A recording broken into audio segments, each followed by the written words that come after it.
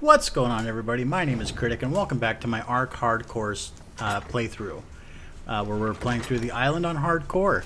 And today we're picking up right where we left off last week with the slaying of the Spino at the hands of those Triceratops. Now, Fear Evolved is still active at the beginning of the recording session for this video, but it does stop eventually. So we will see a couple of the parts from Fear Evolved still, but for the most part, it's over. You know, and we'll be after this episode, we're going to be doing a dino wipe since we are on single player. So that is something that's going to be happening. The hope is that there are a couple of dinos that you're going to come up seeing, and the hope is that we can either kill them or tame them before the dino wipe happens. Either way, the dino wipe will be happening. So, welcome back. Thank you so much for the support on the first video. It got over 50 views by the time this thing came out, and I got 11 subscribers off of it. So thank you guys so much for that support. You know, sometimes when you're just starting something that's really experimental to yourself, you'd never know how it's going to go. And so this is a pretty solid start compared to what I was expecting. So again, thank you. Now, with that stated, to kind of give you a rundown of what's going to be happening in this episode, I'm not going to lie to you. It's not going to be the most exciting of episodes. It's going to be a lot of farming. It's going to be a lot of prep work for what needs to happen next. And what needs to happen next is we need to tame a few specific creatures that will help us in gathering resources. So resources have been a huge problem in this solo adventure, and it's because in the solo settings of this game, your big items, so like stone and large trees and stuff like that, they take 10 to 20 hours to respawn, and we don't have that kind of time. Not with the kind of I guess show that this is going to be aimed at being.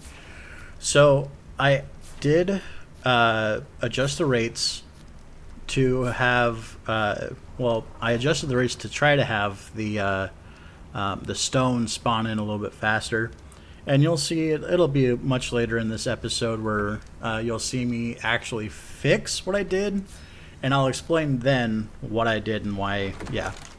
So, and here we have the obligatory Ichthyornis kill because I had to. I really hate these things, and they must die every time I see them.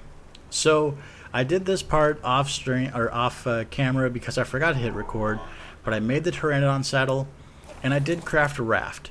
And you'll be seeing what my plan is with the raft here in a few minutes. And with this Pteranodon, we can finally now go up to the hill to our right and start farming crystal and metal.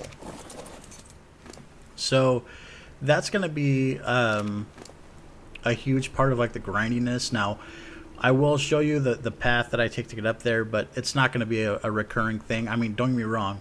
I went up there a bunch in the recording of this. Basically, this recording was about 10 hours of footage that I was able to cut down to 26 minutes. So it's literally 10 hours of gameplay for 26 minutes worth of actually entertaining things that happened, which is, it's really a sobering thought to have, where it's like, how much time am I actually wasting? Yeah, honestly, none. I have fun playing this game, so it's not an actual waste of time for me to do this. But that being stated, you can see now that, I'm not really flying fast on this creature, and right now I can speed up. And the reason that I don't just go all out all the time is up in the upper right-hand corner, you can see the lightning bolt flashing, and that's how much energy the Pteranodon has before it is forced to land by the game. And you don't want to be forced to land in an area that is ridden with raptors and carnos and all the big bads that would actually kill you. So, and again, we're on hardcore. If we die, that's the end of this wipe. and then you guys get to see season 2 where we do all of this all over again. Yay! So my hope is that I get this all in one shot. One shot, one completion, all the bosses on the island. Now, where it's concerned, if I, defeat the dragon, the Megapithecus, and the Broodmother Lystrix, but I don't get to actually defeat the final boss. I can't remember his name off the top of my head. I'm probably not going to go for it. Like, I'll probably just go to the next map if I'm being completely honest, because it's just the only thing you get from that boss is an additional 15 levels, and your yeah, that's basically it. You basically just get an additional 15 levels and some skins to decorate armor with. So it really isn't worth it, but it is worth trying to go for. My goal is to get it. So you see me here, I got some crystal and I got some metal. I'm dropping the stone to keep my weight low because the Pteranodon cannot carry very much weight at all. So I'm just picking up, there's an extra 7, and it seems like not much. That's because, each metal fragment weighs a pound. And up in the upper right-hand corner, that's where all of your animal stuff is. You see that weight emblem, and that's how much weight it can carry. So, and again, we have a couple of Ichthyornis that must die. Kind of whiffed that shot, but just got him back on the backside. And then here's another one getting his just desserts because screw those things. So for the past episode or so, we've been having this guy just stomp around, and I kind of get tired of a shaky base after a while. It's really, really annoying to deal with. So because my goal is to go tame an Argentavis, I need to be level 62 to make a saddle for it. So I decide that this guy will be some great experience. Even though he's level 16, he is a Bronto, which means that his experience pool is massive. So, and even though he's only level 16, you'll see here that I have to cut away and come back to the fight toward the end of it because it just takes so long to kill these guys. So, yeah, and see the reach that he had. He wasn't anywhere near me. That tail is devastating. So what he was attacking there is he was actually attacking my wooden hut. So here I've got him on the run. Hit him again, get him to turn back around. We're once again over by my hut. I've basically just been kiting him up and down the beach. He's been knocking the heck out of the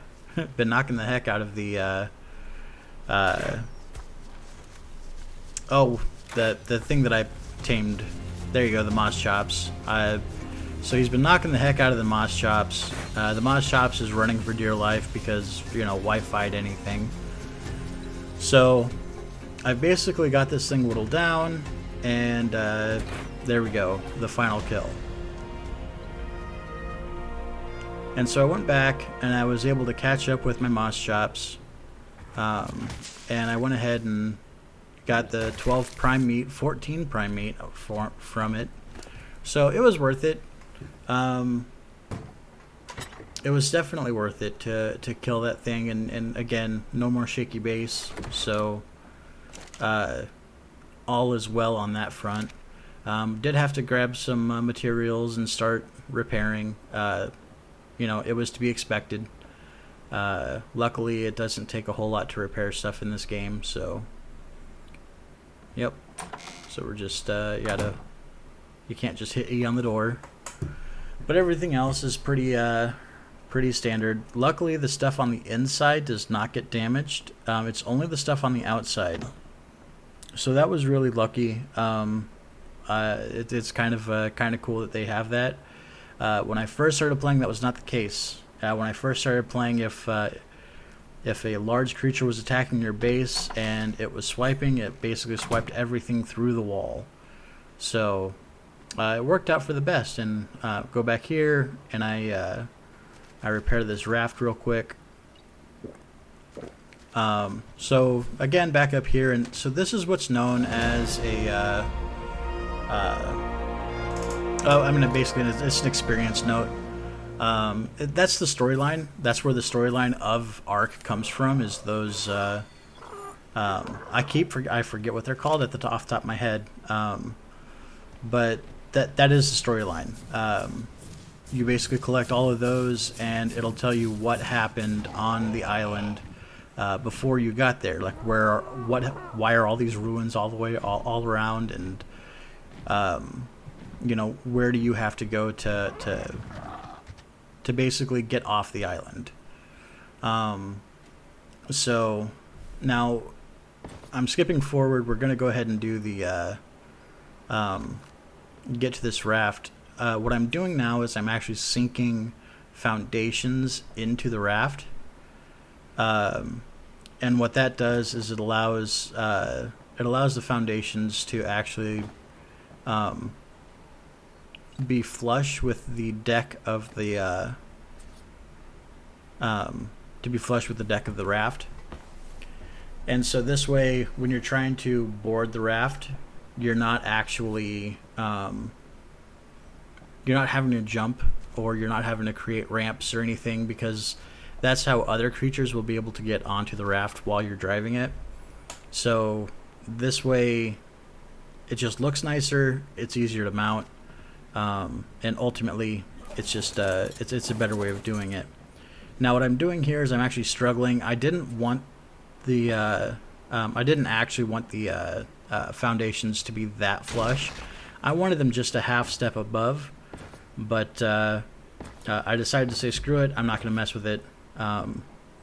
Now something you can do is you can actually get 9 foundations on there, but I don't like to do that. I think it makes the raft just a little bit too big, so I just went with the 2x3. And now here I'm also building another 2x3, and this is going to be my garden. So in this game you have what's known as the kibble system, and you can actually grow vegetables, and with vegetables you can make many of the kibbles when you grab eggs. And so you're going to see me here, you're going to see me start just taming creatures eventually, and it's all because of eggs. I need eggs to make kibble, and kibble tames animals faster and tames them with a higher level rate, basically. So, which is a whole nother system, and I'd be willing to explain how the taming system works. But I don't know how many people watching this actually plan to play ARK, or even care. I'm sure that there are going to be a couple people who are watching this just because I'm the one who asked them to watch it. So if that is something that you guys are interested, please let me know in the comments below. The taming system is it's pretty straightforward, but if you don't know what you're doing, it can be really daunting. And there are a lot of myths out there. Even after 5 years after this game has been out, there are a lot of myths that people will like to tell, and because maybe something has worked for them in the past, and they're like, oh no, it must be this, and well, that's not exactly how it works. And breeding is the same way. There are a lot of really good sources for breeding. There are a lot of really bad sources for breeding. So taming and breeding are probably the 2 of my favorite things in the game, but they can be 2 of the most frustrating things in the game. So so here what I'm doing is I'm getting some walls built up around these storage crates. And the reason for that is if I get attacked by like a Sarco or something out while I'm driving, they're not going to be able to destroy my storage. So it's honestly a really good thing to have something to at least somewhat protect yourself. So because I've run out of stone, as I said at the beginning of this episode, I am actually going to go find other places to farm stone at, which is the whole purpose of the boat. I'm actually going to different parts of the island so I can farm up stone and actually get some stuff done on this. So I basically just go across the river. So that this is just across from where from everything that we've been doing so far. Looking for stone nodes. I see them spawn in, so I go ahead. You can't really beach your boats in this, or your raft.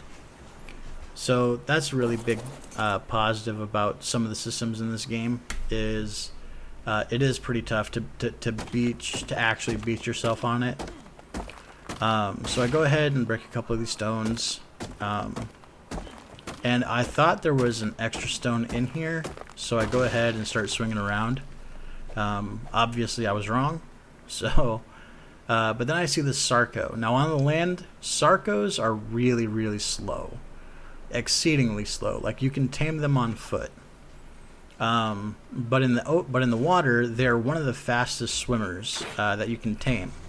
So it's kind of imperative that I don't let this guy get into the water as I've got a boat, because they swim faster than the base raft. Now they don't swim faster than the metal boat, or the motor boat, but we obviously don't have one of those. So went ahead and killed the Sarco. You actually get a lot of meat and hide from them, and I forgot that you get prime meat from them, so that was really nice. Now they have the Sarco skins, and those are used to summon one of the bosses, so you do need to collect those. And then I always throw everything out, otherwise that bag sits there, and I mean, it will despawn, but it despawns faster.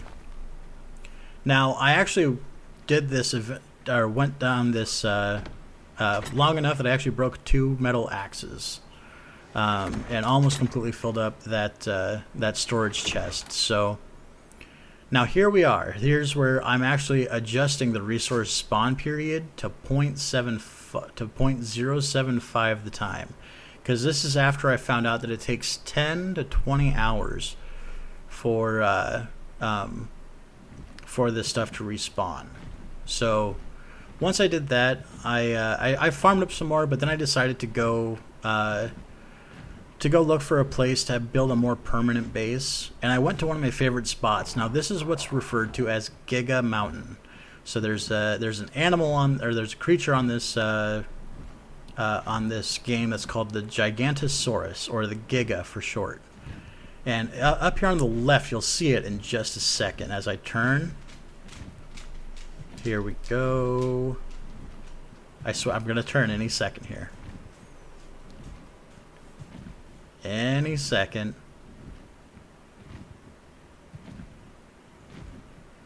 Alright, and there, off to the left of the screen, you can see it. It is the largest carnivore in the game. So I didn't see it that first time, so I went back to grab some stuff to actually start building a preliminary building, but here it is. So it's actually right where I want to build. Like, where it's walking right now is exactly where I want to build. Now, even though that thing is level 4, it has over 80,000 HP. I mean, there's nothing I can do with it. So what I did was I actually flew around a little bit more, and I found this nice little flat spot in between Giga Mountain and the volcano. Now, a big reason that I want to build near Giga Mountain is at the top of Giga Mountain is a bunch of crystal, obsidian, and metal. 3 of the most important resources in late game. So originally I was going to do a little L-shaped building here, but once I got back to base and started building and crafting more stuff, I decided not to do that, and I'm probably going to go pick up all those foundations. Once I got back to base, though, I realized that I need to get my garden going. I need to get my vegetables growing, and I need to get kibble crafting. It needs to happen. So, went ahead and got got this thing going. I was able to get 3 out of the 4 plots that I needed crafted and set down. I went ahead and put in the water so that everything could get irrigated. Now the problem with the water system is the water pipes don't actually snap to anything. So you can place it in the wrong spot, and then things don't line up properly, and then they look off. Now, normally I don't care how things look, but in this game, if things look off, they look really off, and for some reason in this game it really does bother me.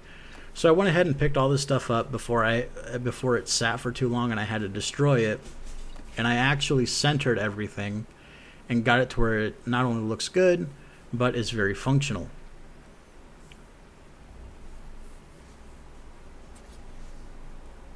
There we go, and this is me just lining it up.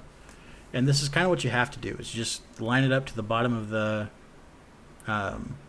of those foundations, and then you just kind of walk forward until it's right where you need it to be.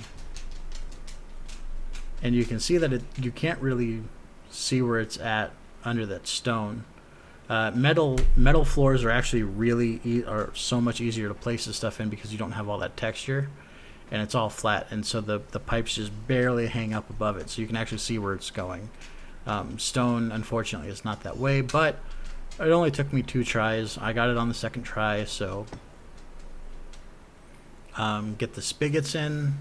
There we go. And then now it's just about getting this pipe hooked up to water. So you get a couple straight pipes out, and then there you go. And then once it turns blue, you know that it's working. And when you and then you just check, and it's 100% irrigated, or 600 out of 600 irrigated. So then we went ahead and made a composter to convert animal feces into fertilizer. I went ahead and found a level 80 parasaur, which I had talked about in the previous episode. So this one will be able to actually fill up with, it'll have a higher carry weight. So we'll be able to actually, fill it up and have it carry stone and wood and all that stuff for us, which is exactly what we do with it. I basically skip over the taming part of this because it's kind of boring, and it actually tamed off of screen. So it was one of those where it tamed, and I forgot that I missed it, so I didn't really get any notifications. So I just didn't include that part. It's so this is me actually collecting the animal feces, because again, in order to grow crops, you actually have to use the seed and then fertilize it at the same time. The animal feces, it does a decent job at having fertilizing, but it gets used up really quickly.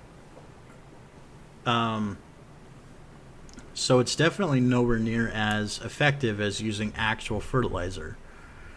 So we basically, I get tired of collecting feces, which is literally all I'd been doing up to this point, and I decided to craft an actual toilet. That's right, the game actually has a toilet. So with the toilet crafted, I went ahead and took it out to, yep, you see the parasaur is tamed up. Took it out here, it snaps right onto the end of the water thing. And so every time that you defecate in it, you flush it, and now it says I'm getting 2 fertilizer, but I'm only getting 1 fertilizer per. And so fertilizer has 54 nitrogen. It's 54 nitrogen, or 54,000 nitrogen. So for the fertilizer, it actually fills up. It does much better than the animal feces on its own, which is why you convert animal feces into fertilizer.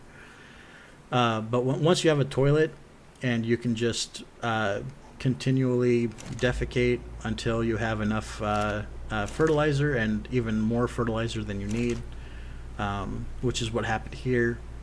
So we finally got the fourth type of vegetable planted, and we are ready to we're basically ready to start using vegetables for things. Now I found a low level Parasar to go with our high level Parasar because we need eggs. We need eggs. And so that's what we're doing right now, is we're just taming up a bunch of low level stuff so we can get some eggs. Now different animals have, yep, so there we have the Parasar just tamed up. The second one did anyway. Here we have some preserving bins, and these are basically primitive refrigerators, and they will help extend the life of anything that we put in them. So I went ahead and tamed up a second Moss Chops, and I basically made them mate. And this is like I said, this has been a boring video, but this is the end of it. We're hopefully going to start the next video with some more eggs and some kibble taming. So thank you so much for hanging out, guys. I know this hasn't been the best of videos, and I know this hasn't been the most exciting of videos, but thank you so much for coming to my second video. You guys take care.